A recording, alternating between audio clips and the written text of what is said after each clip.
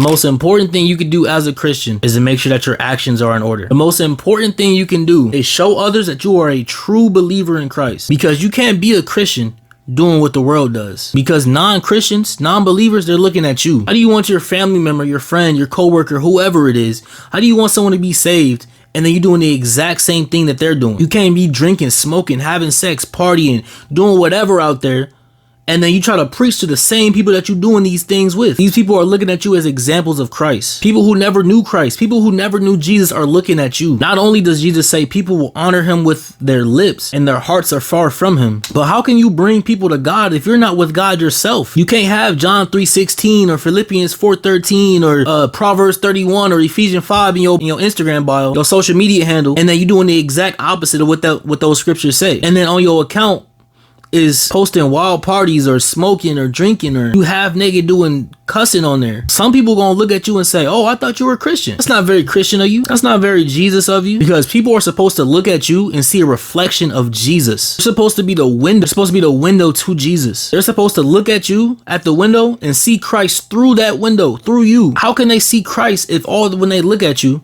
is they see a reflection of themselves? They see the world in you. The window all dirty with sin. Matthew 5:13-16. You are the salt of the earth, but if the salt loses its saltiness, how can it be made salty again? It is no longer good for anything except to be thrown out and trampled underfoot. You are the light of the world, a town built on a hill that cannot be hidden. Neither do people light a lamp and put it under a bowl. Instead, they put it on its own stand. It gives light to everyone in the house. In the same way, let your light shine before others, that they may see your good and glorify your Father in heaven. You gotta watch what you say around people. You gotta watch how you act, how you joke around people. These people are watching your every move. Yes, this sucks. As a Christian, this sucks. This is one of the worst things to go through as a Christian. But we literally have to be almost flawless in front of these people. There's no room to mess up, because some people are gonna look at you messing up and they're not going to come to Christ because of that, if you acting like the world. Or some people are going to look at you as a Christian and say, oh, that stuff's okay? Oh, so I can cuss? So I can drink? I can get drunk? I can go sleep with these girls? Like, they're going to look at you and think this stuff is okay. Or they're going to look at you and think they don't want to be a part of Christianity at all. Because what's the point?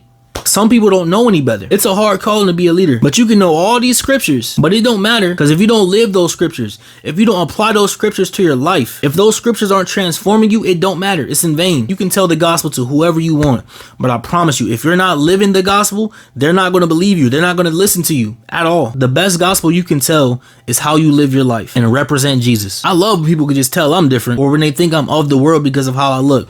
I'll be honest, a lot of people think I'm because how I look in the hair. I fit a bunch of stereotypes. I get it. People always ask me if I got weed or if I'm trying to hang with them and do this, do that. But then I can always just say no, and then they get Jesus. True story. I'm at the gas station a few weeks ago with my two friends. I'm trying to pay for my stuff, and this guy walks up to me. He's probably like 19. He walks up to me asking if I got some weed for him.